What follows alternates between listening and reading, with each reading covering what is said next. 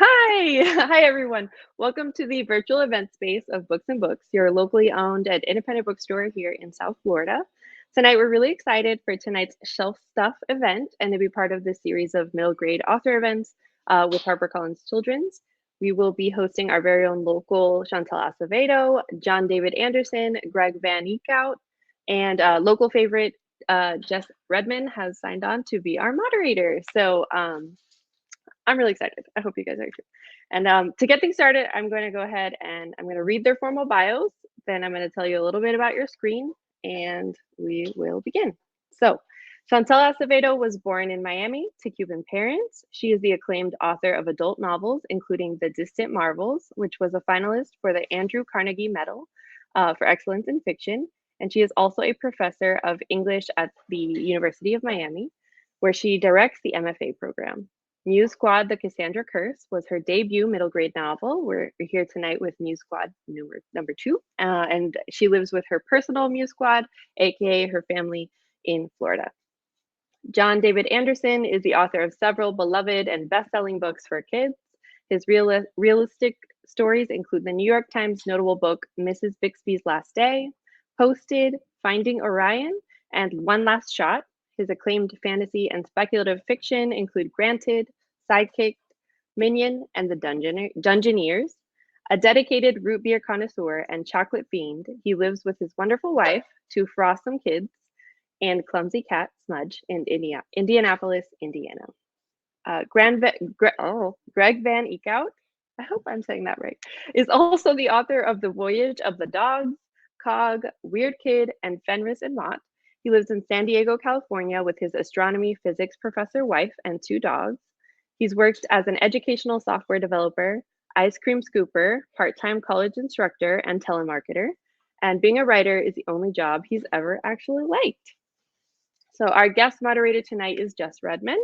Jess Redman is a former therapist and author of books for young readers. Her debut, The Miraculous, was a Bank Street Best Children's Book of 2019 and was called Layered, Engaging, and Emotionally True in a Kirkus-starred review. Her second book, Quintessence, was an NCTE Charlotte Huck Award honor book. And her newest, The Adventure Is Now, was called a Roald Dahl-esque delight by BCCB. Redmond lives in Florida with her husband, 2 children, and an old cat named Soul Pie. So tonight we're going to do a panel style discussion with the 3 authors, and then we're going to have a little Q&A session with everyone. So please, the first thing I'm going to tell you about your screen is a button in the bottom right hand corner. I encourage you to submit questions there. I will make sure I ask them at the end of the panel discussion if you do so.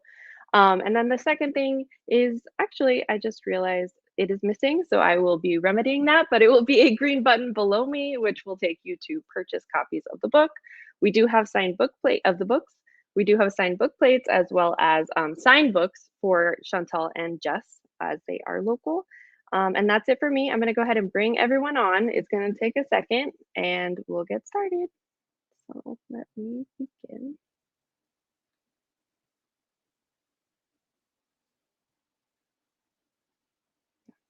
Hi. Hey. How do you pronounce your last name? You got it perfect, Van Eekhout. Yes. Okay. I wanted to check beforehand and I forgot. No worries. Okay. All right. Okay, so I'm gonna leave for a bit. I'll see you guys. All right. Thank you. All right. Thanks, Christina. Can everybody hear me? Yes. Okay, good. Yes. All right. Awesome. So thank you, Christina, and thank you, Books and Books. Thanks for pulling me in. I am very excited to chat with these 3 authors tonight. And first, I want to start off with, I have started reading all of your books. I'm a fan of your past books. But for our readers or our listeners who don't know yet about these brand new books, I'd like for you each to just give us like a 1-minute book talk about your brand new book. Tell us what it's about. So let's start with Greg. Let us know about Weird Kid. Okay, the clock has started. All right. Weird Kid is about an alien kid who splat lands in the desert because his native form is goo, a pile of goo, but he's a shape-shifting alien. He is found by a kindly couple. He assumes human form. They raise him as their son. He is their son. When he gets to about middle school, he stops being able to hold on to his human shape, and he starts losing control of his form. And it's basically him struggling with that in middle school and trying to track down the cause of mysterious goings-on in his town, which are caused by a for-profit research firm that would like to capture him, study him, and make money off of him. So it's coming of age with sci-fi hijinks. I love it. I love it. Chantel, tell us about your brand new book. Yeah. Yes. Thank you so much. So MUSE SQUAD, The Mystery of the 10th, is the sequel to MUSE SQUAD, The Cassandra Curse. And it continues the story of Kelly Martinez Silva, who's a Cuban-American kid who discovered in the first book that she's one of the 9 muses of Greek myth when she accidentally turns her best friend into a pop star, as you do. And so in book 2, she's got the hang of her powers, but suddenly there is news that there is potentially a 10th muse. And so she and the other muses, 3 of whom are 11 years old, or they're 12 in book 2, 12 years old now, have to figure out who this 10th muse is. Plus, she's spending the summer in New York City with her dad and her stepmom and her new baby brother. So navigating a new series, a new city, making new friends, and learning a little bit more about who she is. I love it. And we'll talk a little bit more about how this is part 2 of the duology and writing a duology. And Dave, I know this is part 1 of a duology, right? So it is, yeah. Can you tell us a little bit about Stowaway? So Stowaway is epic space opera. I mean, I would call it science fiction, but I know so little about science that you're just going to have to go in with a willing suspension of disbelief. And it tells the story of Leo Fender and the Fender family, who leaves Earth after first contact with an alien race. And their ship gets torpedoed, and then pirates come along, and he stows away aboard a space pirate ship, and then he's got to go find his family. And there's people with brains in glass canisters, and there's lots of pew-pewing going on, you know. But ultimately, it's a story about trying to find your place in the world and trying to get back home, right? Trying to find the safe space in the universe, which is full of conflict and disorder and chaos. And so it's kind of like a really sort of small, heartfelt story within a much grander, epic universal scale. I love that. So, and I want to talk about that later too, sort of this theme of finding your place in the world and in the larger universe, which all of you have these sort of small stories within these sort of epic tales. But I want to hear, so we know sort of the basics about what the stories are about, but I love to hear also the sparks of inspiration. So where the stories came from. So I would like to hear from each of you sort of how these stories came to be. How did this particular tale begin to take form in your mind? So, and Chantel, if you want to start, if you want to talk about both or one or the other, if you want to start. Sure. I like talking about the idea for MUSE SQUAD. The first one especially. It's my first novel for children. Right. And it's something I've been wanting to do for a long time. I taught high school for a long time. I have kids who are, one is now a teenager, but sort of middle grade age when I was starting to think about this story. So I felt like I was primed, like my imagination was primed for an idea. And we were actually on a family vacation in London, and we were at the V&A. And if you've read the first MUSE SQUAD, that's MUSE headquarters. Right. Which makes sense, right? Because even the word museum is derived from the concept of the muse, right? A place where inspiration happens. And so we're there, and one of my kids is in a bathroom break, and I'm waiting for her. And there's just this like staircase off to the side with these beautiful, sculptures flanking the staircase. And I walked up to it, and it said "Amuse." That's all it said, "Amuse." And the other one was "Another Muse." And it was sort of like it's like the most nondescript. This is the most beautiful museum, right? And it's like this little staircase off to the side. And all of a sudden, it was like one of these bolts of lightning ideas. It was like a question: what if the muses had been children? And I was like, oh, what if? That would be a very cool concept. And I started to, write it into my phone app, into my notes app. And when I got home, by the time I got home, the idea was very fully formed. Wow. So and that's never really happened to me before, something that came to me that way. So I feel like it was a gift from the muses, maybe at the museums. I can't really deny that. But then in writing the second story, I knew I wanted to change location. And so I knew I wanted to write it in New York, which is another city that I love. And I knew that I wanted to really address how some of these Greek myths are really unfair. Like the gods aren't always fair or just. And so I wanted to tackle that for, like, how do you talk about those concepts for middle grade readers? And so that one took a lot more. It wasn't sort of an out of the blue idea, but it was sort of more building the idea and thinking about the themes and sort of carefully putting it together. I love that it was just this, like literally in a museum, statues of a muse, lightning bolt of inspiration. Here comes the story. Like, yeah, couldn't be more perfect for a book called MUSE SQUAD, perfect. you know? That's right. How about you, Greg? How did Weird Kid come to be? Well, I am not an alien shape-shifting blob of goo, but in a lot of ways, yes. This is one of my more autobiographical books because I definitely felt every bit of awkwardness and discomfort and alienation when I went from elementary school to middle school. I felt out of place and weird. And I don't know what happened because like I was really happy in elementary school. Like I'd been there for, 2nd through 6th grade. I was on top of the world. I knew how that place worked. And then over the summer between 6th and 7th grade, a radio broadcast must have gone out and it told everybody, this is how you're supposed to be now. This is how you're supposed to act. This is how you're supposed to talk. This is how you're supposed to dress. Present yourself. And I didn't get that broadcast. So I showed up completely ignorant of the way you're supposed to be a human now. So that feeling is something I wanted to write about. And then I combined it with my lifelong love of superheroes. Our lead character, Jake's origin story is very much like Superman. Superman might have been uncomfortable in Smallville, but you knew that he was going to grow up to be like, this super awesome dude. So I wanted to give Jake a power that was kind of gross, sticky, and oozy, and not something that you knew was going to turn out like great and awesome at the end.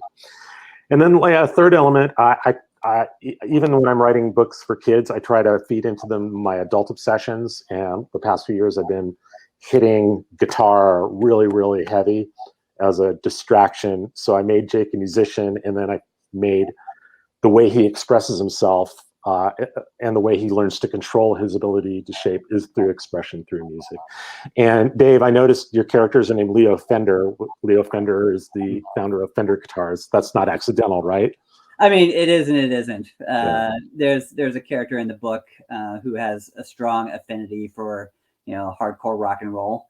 And there's a sort of nostalgia associated with, the planet Earth and all the things that we might be losing by leaving it behind. Yeah. And one of the things, of course, would be music, Yeah. So. Very cool. I love that connection between your books. And Greg, I love how you are weaving all these pieces, which I think authors, we all kind of do, but it sounds like it's clearer in this book, the pieces of yourself that are in. Yeah, sometimes my characters, there's the emotions and the thoughts and the feelings all come from everything I've experienced throughout my entire life. Sometimes it's a little more apparent. Those similarities between me and my characters is very much on the surface. This is definitely one of those books where it's very much on the surface. I love it. And Dave, what about Stowaway with all these alien races and technologies? Where did this come from?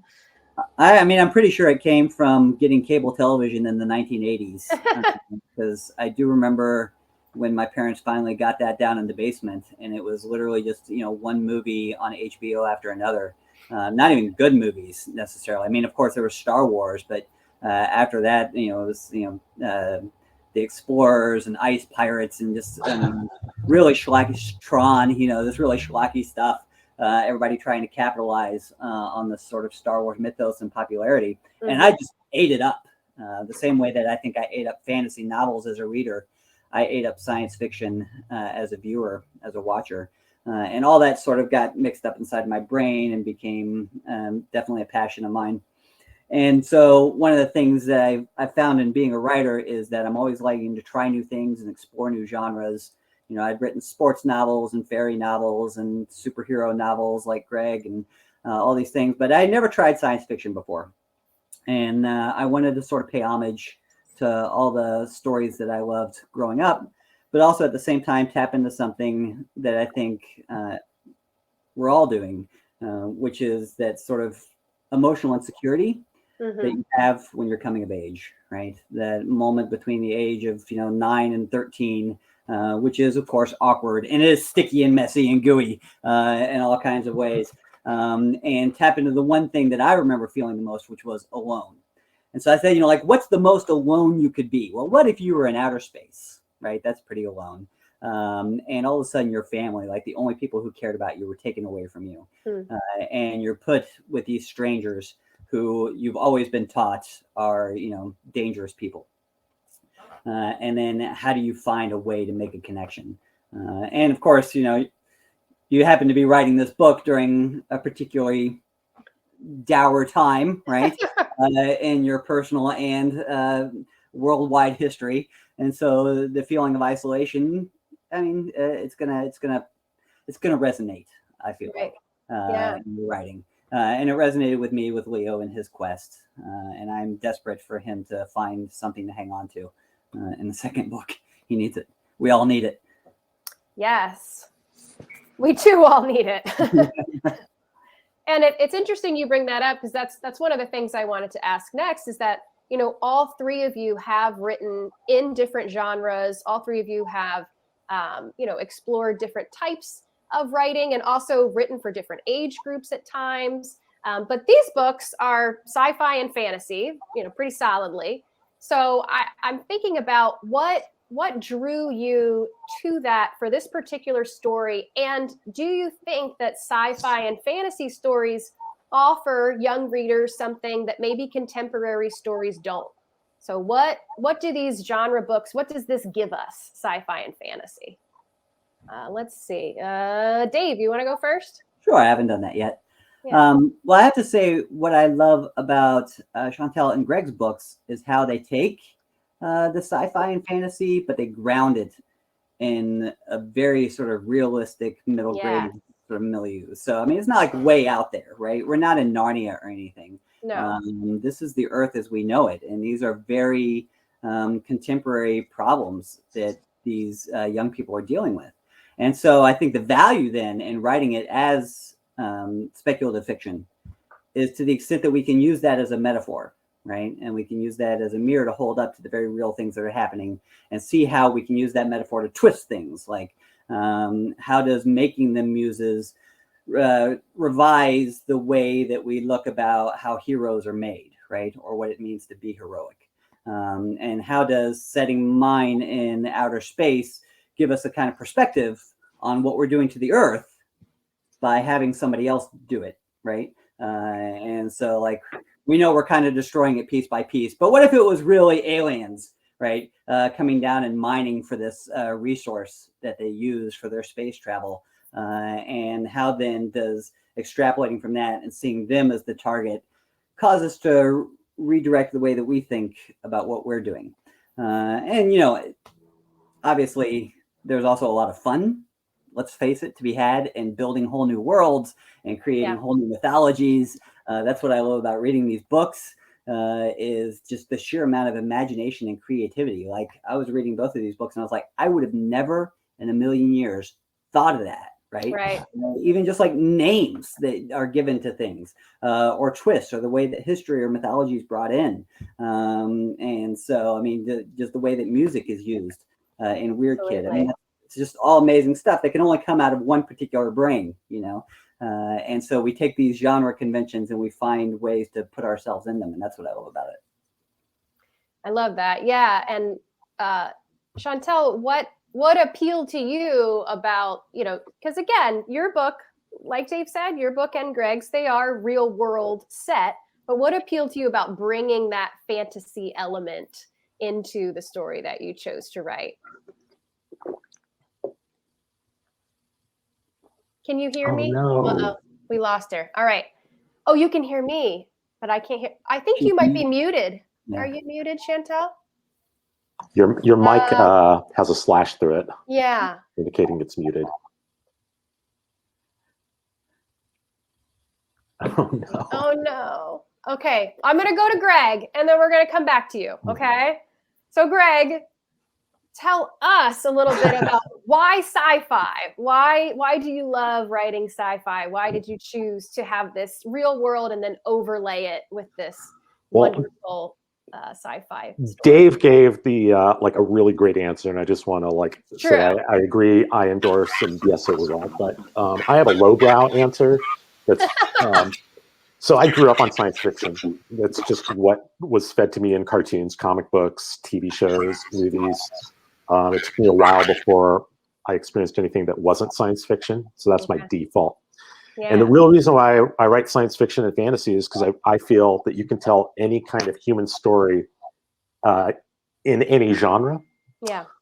So if you can tell that story about the human heart in conflict with itself and other human hearts, but add dinosaurs or zombies or UFOs or robots, why wouldn't you? It's just more fun. It's like, to me, like science fiction is like literature plus, because it's like all that human-y stuff plus the dinosaurs. I totally agree. It's like you get the heart, but you also get to be as wacky and weird and wild as you want to be. And, you know, you get dinosaurs. Nobody can say that you can't, you know? Exactly. There's no rules. Right. And like the budget, the special effects budget for books is limitless. You know, I can bring in literally 1 million dinosaurs and it doesn't cost me a cent. Right. So I love that as a writing philosophy too, right? Just add dinosaurs. Just add dinosaurs. Everything's better. Yeah. Everything's better with aliens. They should teach that in MFA programs. Yeah. I don't know why there's not a whole class called Just Add. You know, Just Add. Chantel, do you have an extra tab open by chance? No, I don't. Everything's closed. But can you all hear me now? Oh, I can hear you now. Yes, you can. I don't know. I was being like the good panelist where you like put it on mute so you don't so that my kids don't disturb everyone. And then it just would not unclick. It was like no more talking confusions. Just let your kids yell in the background. It's fine. I'm not gonna touch it. Thank you all. Do you want to share a little bit about sort of bringing fantasy into your story and what you feel that layer kind of does for your tale? It was so fun to do. It wasn't something I really had the chance to do before, but these are the kinds of stories I loved as a kid, especially portal stories. I love, when a kid in a book or in a movie goes into a wardrobe or pulls the grate in an old restaurant like in the Goonies, and suddenly there's a pirate lair down there. And so I just love portal stories, and so to be able to do that in MUSE SQUAD, like, oh, I'm in a magical world, was so fun. It was so fun to just keep doing that to the characters, just throwing them into these places. But I think in an interesting way, it's I think very similar to what it's like being a kid. Mm-hmm. Where so many of your experiences are brand new experiences. And maybe it's not like, this is a magical world, but some of them are magical experiences and scary experiences. And even, it's amazing, even with like my youngest, she's 9 now, going to places where she's been in the past and seeing them for the first time, because she's a little bit older now. Right. And so it was really fun thinking about the characters in those ways, but being able to turn it up, to this really wild, magical place. I love it. Yeah, because, and that's what I want to talk about next. We're sort of running out of time for me, but something that I see in all 3 of your books, and we talked about this a little, is this idea, which is an evergreen middle grade theme of finding out who you are, how you fit in the world, and what you're capable of. And I think bringing that sci-fi and fantasy element in gives your characters some pretty unique and pretty exciting situations to figure that out in. But I wanted to ask, what do you hope as writers that your readers take away from the story? So what do you hope they feel, or what do you hope they not learn? It's not a learning thing, but what do you hope that they feel and experience while they read your book? So Chantel's muted again, but oh, there you go. I'm going to go to you first because I want you to have a chance. You better, because it's too I'm not even touching it. It's just shutting me down. I know. It's sorry. That was me this time. That was me. Books and books. Christina, Christina, it's been you all along. Yeah. I wanted readers to So even though MUSE SQUAD is set in a magical place, I wanted Callie to feel like a real kid. And like most real kids, she's not precocious. She's not like extra talented in any one thing. Like she's not that. And so often media for children is about highlighting that the super smartest kid in the 7th grade or like the kid who has like this really out of this world ability, and that was never me. And it's not most kids. And so a lot of the arc in both stories with Callie is her wondering, like, why me? Like, why did I get picked to do this? There's nothing, I don't think there's anything special about me. But then she comes to find out that there's so much that's special about her, right? And that's one thing that I hope kids who feel like the middle of the pack a lot of the time, which is most kids, will feel like, oh, okay, like I'm seen maybe here, like someone does notice me. Yeah. Seen, and that there's something special and unique about them, even if they haven't discovered it quite yet. Yeah. Greg, what about you? I know you talked a little bit about Jake and his gooiness and feeling completely different and strange, but yeah, I mean, in general, two things. If like all you want is a couple of hours just of distraction or alleviation of boredom, to have wacky hijinks about goo people and monkeys with chainsaw hands, if that's all you want, I think that's great and that's fantastic. If there's other stuff, you're bothered by how you feel in the world, that you don't feel like you fit in, that you feel uncomfortable, I just want to put the idea in readers' heads that all those things that make you strange and weird are also the things that make you cool. And ultimately, I think everybody in the world who is interesting had that period of strangeness and awkwardness, and those are the things that they should be proudest of, because those are the things that make them them, and those are the things that make them different, and those are the things that make them interesting.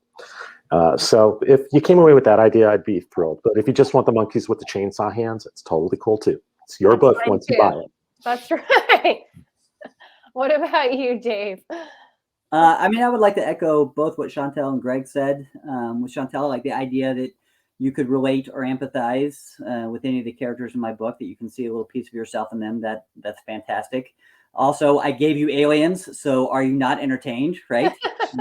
There's nothing wrong with, passing a few hours in another world. I would think, I mean, one thing maybe more specific about my book is it being set, 40 years into the future. That's not that long, right? In the grand scheme of human evolution and achievement. Like, we're going to make it that far, I think. And so the question I would ask young readers is, what do you want that world to look like in 40 years?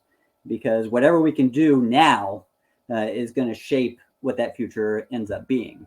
And I think that's one of the things that science fiction does such a great job of, is it projects, the present and the future, smashes them together in really interesting ways. And I think, all three of these books, one of the things that they can get kids to do, young readers to do, is just ask questions, right? To think about things and challenge things, and maybe show it to their friends and talk about it. Like anything that starts conversations. And I think middle grade literature does a really good job of doing that.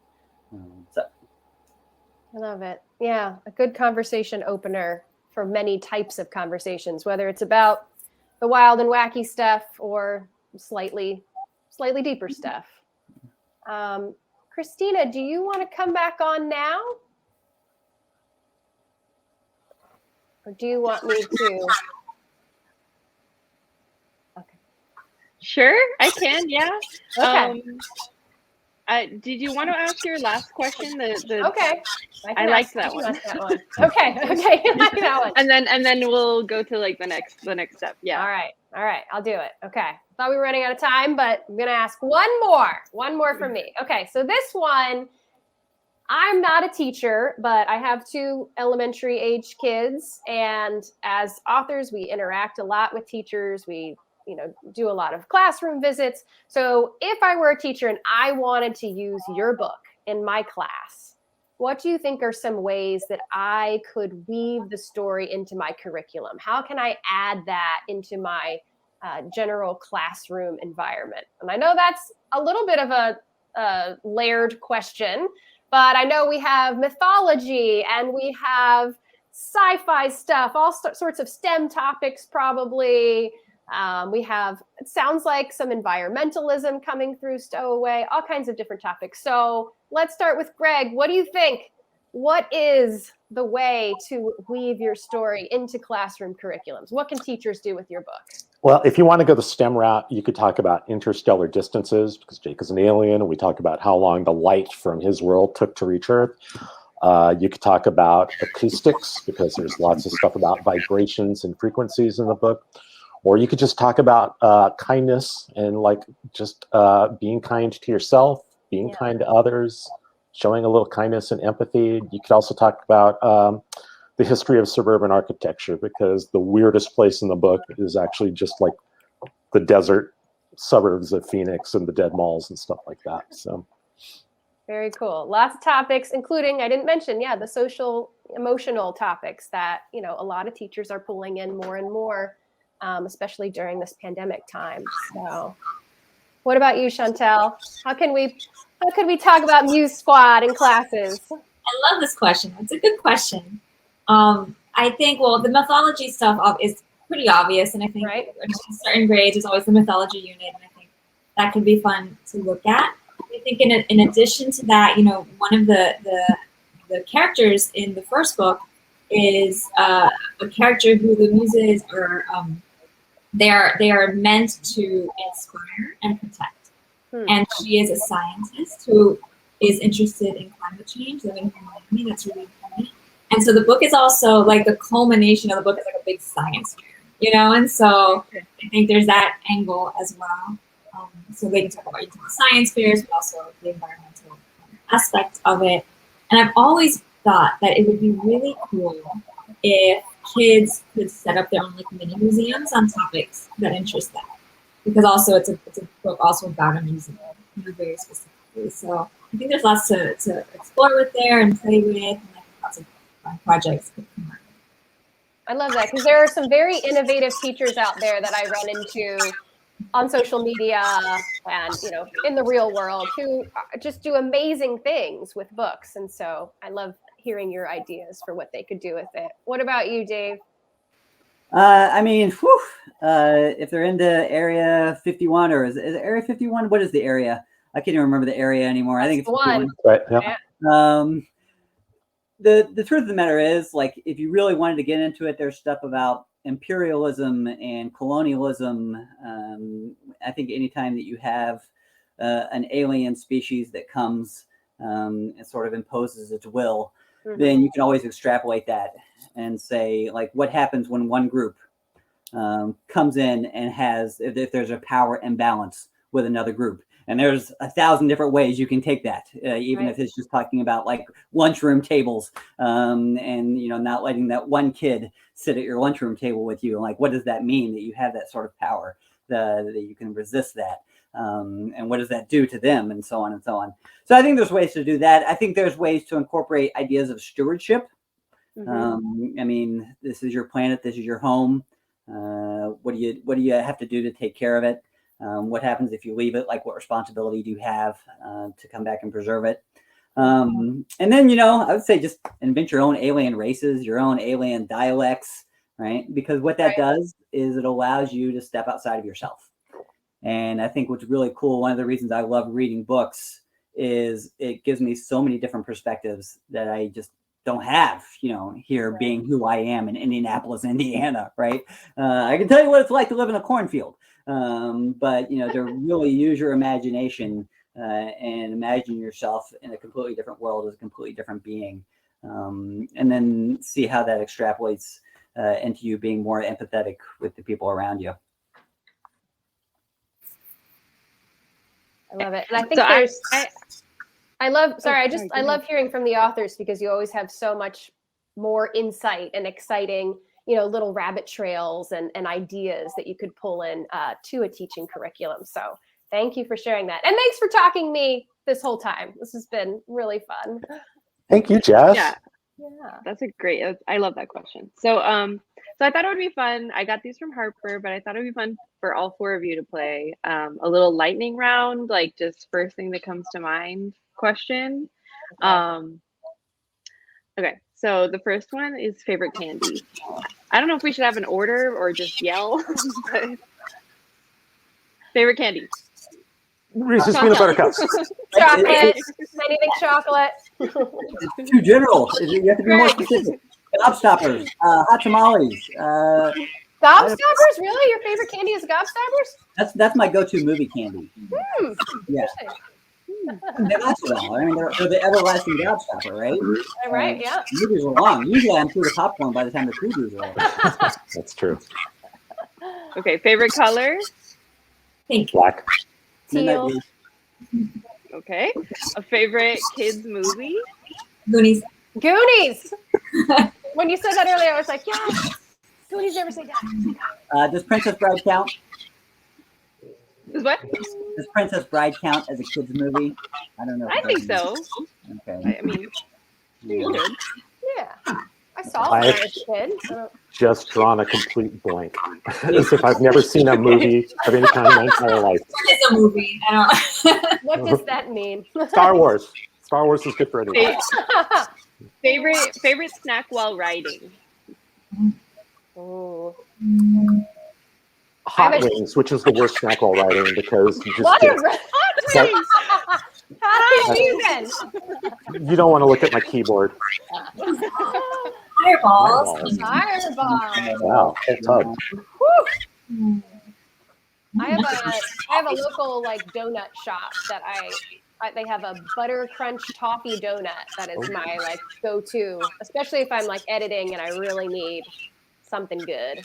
Now, see, editing is different. Like what I eat when All I'm right, that's true. That's true.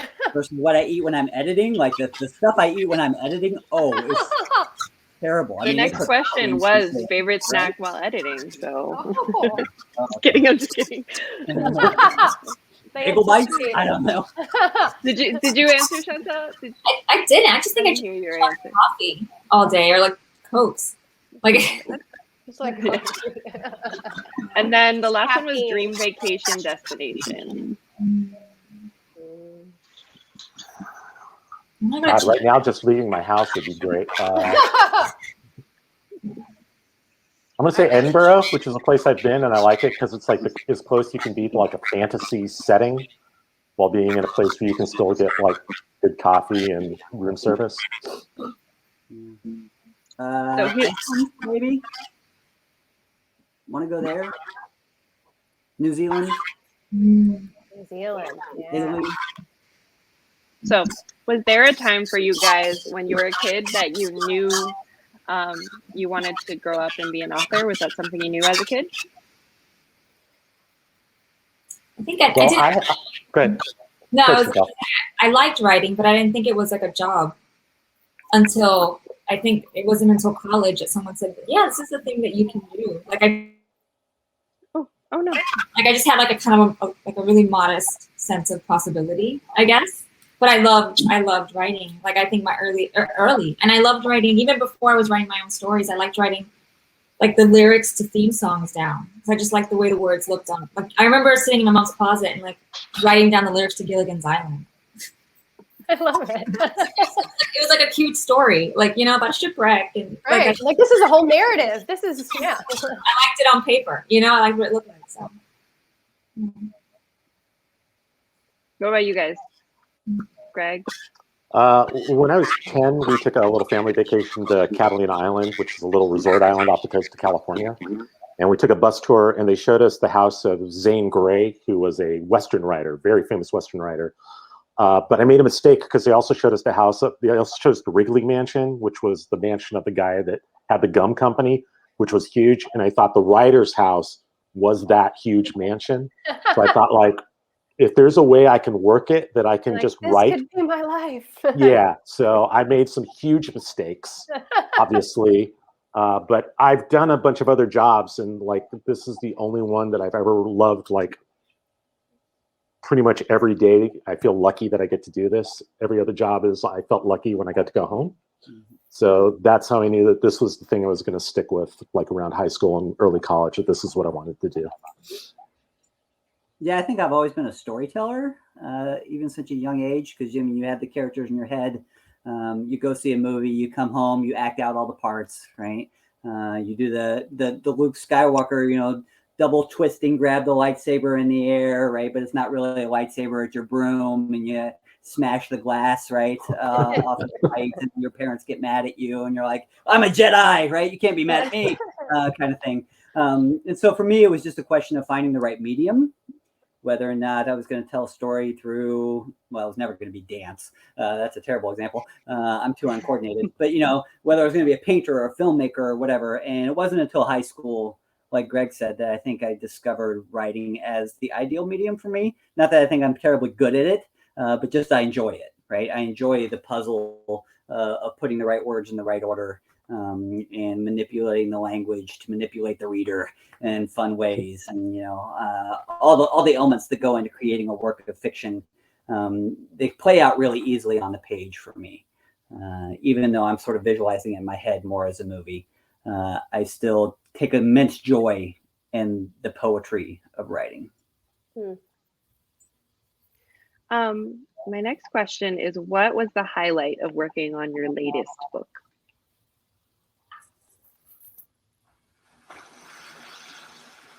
Probably starting it. I feel like this is one of those books where, I wrote the first page and I'm like, this is going to be so good, right? I'm finally getting a chance to do this. And then I kept digging that hole deeper and deeper and deeper. And then to top it off, like, this is the first time that I've ever written anything that wasn't a standalone novel. So not only am I digging these holes, but I'm giving myself the added responsibility of filling them later. And what that added was just a sense of overwhelming dread, I think. And so I missed the dreadless moment when it all began and it was shiny, happy, and new. Isn't that's always the best part, the very beginning, when anything is possible and it's still in your head and it looks so beautiful and perfect. Yeah.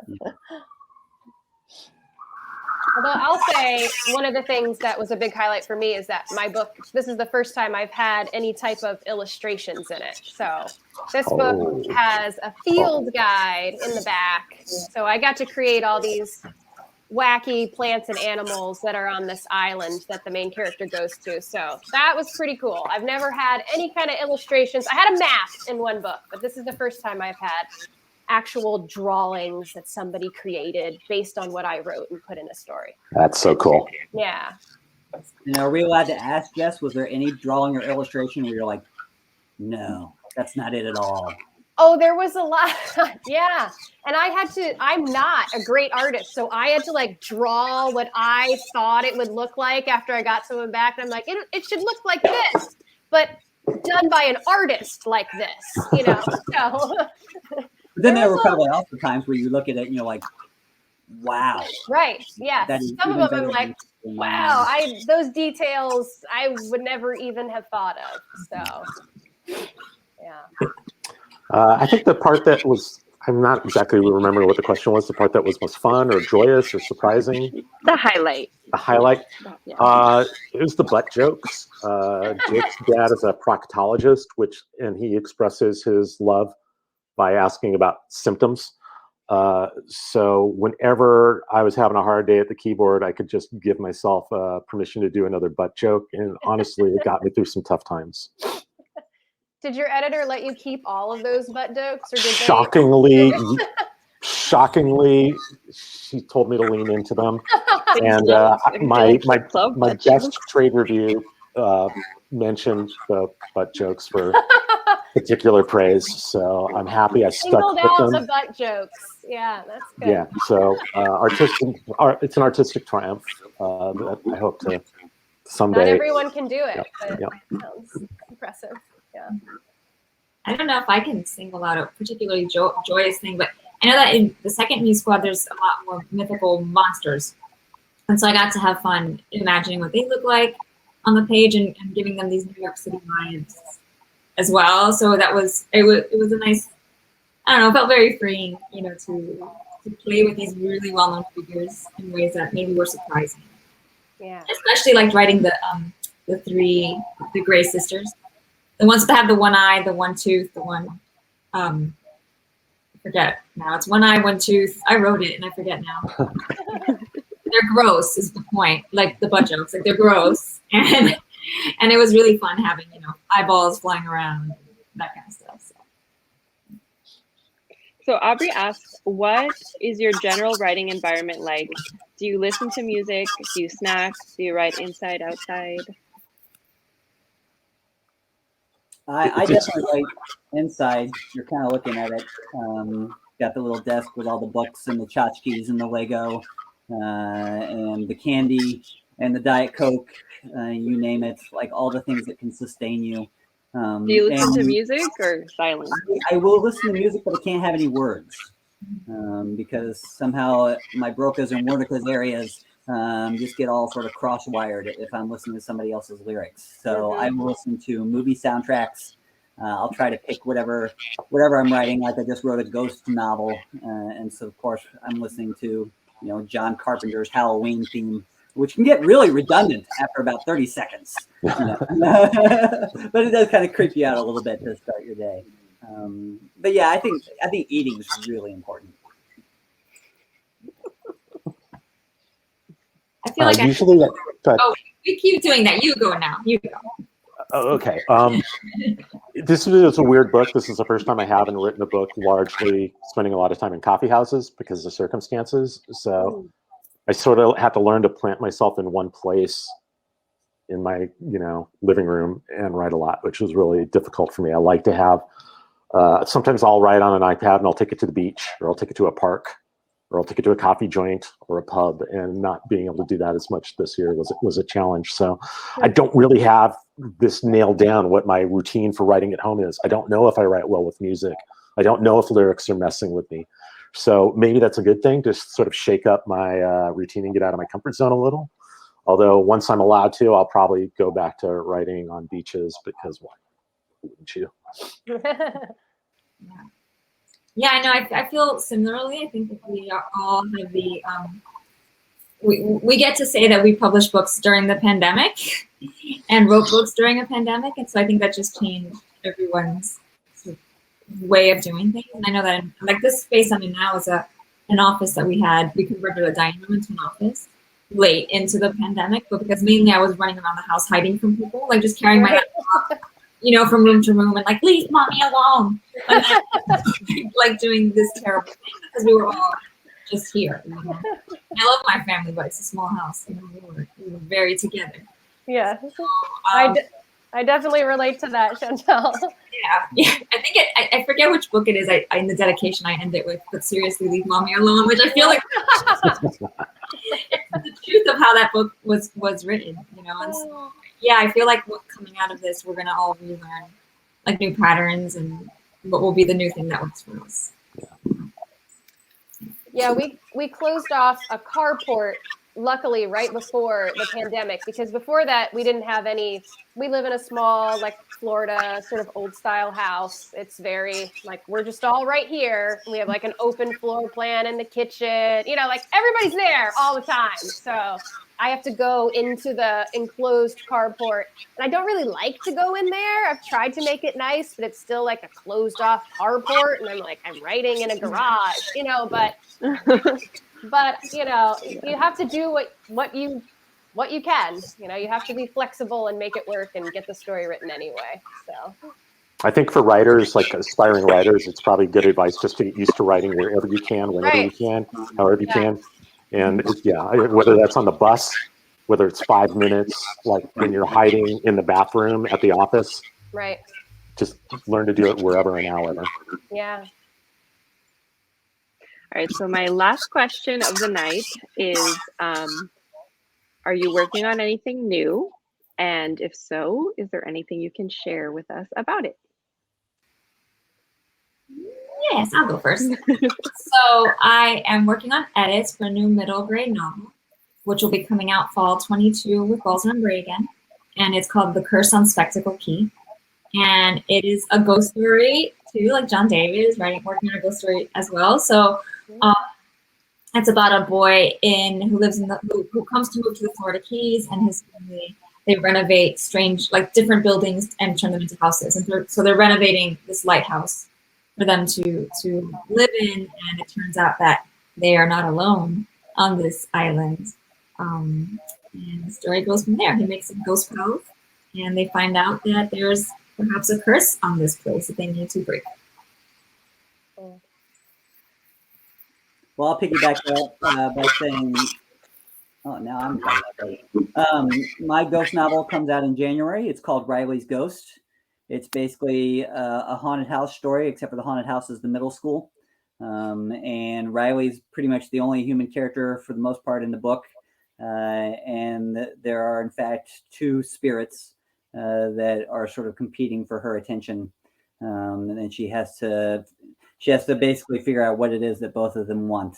And I was told that it was very gloomy. And I should make it 15% brighter. And I'm only made it 5% brighter. So for those of you who like your stories, with only 10% brightness, night mode. Yeah. In the meantime, of course, duology, as it were. So the second book for Homebound or Stowaway, the second book is called Homebound, and I am currently working on the revision of that, hopefully with a summer of next year pub date. I'll go. I just finished reading copy edits on a book called Fenris and Mott. It's about Fenris, which is the wolf from Norse mythology that eats the sun and moon, destroys the world. And it ends up as a puppy on contemporary Earth. And a girl named Mott has to save the puppy from those that would do it harm, but also save the world from the puppy because it's a very destructive puppy. It's a well-being puppy. That'll come out sometime, I think, July or August or September next summer. And in the meantime, I am also working on a ghost novel. Wow. So isn't it interesting? But I haven't sold that one yet. That's going out on submission, so I'm not even going to talk about it, except it's got ghosts in it. Yeah. I feel like Fenris and Mott definitely begs for illustrations, though. I am begging for them. I would love that. Yeah. Yeah. I'm working on my first chapter book series right now. So it's going to be about a boy who lives in a tree house and a girl has a pet chicken and a town called Thereabouts. And the town is full of outsiders and mistake makers who need a second chance. So it's been kind of like a joy project for me. I felt like I needed some reinvigoration for my creative process. So I just gave myself permission to write a goofy chapter book. So that sounds fun. yeah. All right, guys. So thank you so much for joining us. Thank you, Jess, for your wonderful questions and moderating. We appreciate it so much. Thank you to Harper Collins Children for sending you guys our way.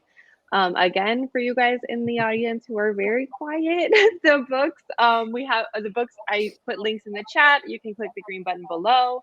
And also we've got signed book plates, and then Chantel and Jess's books are signed, every single copy. If you're worried, you can leave us a note and order comments, and we'll make sure you can get a signed copy. So thanks for joining us, guys. Thank you. I hope you guys have a wonderful night. Thanks so much. Christina. Thanks everyone. Bye-bye. Bye. Bye.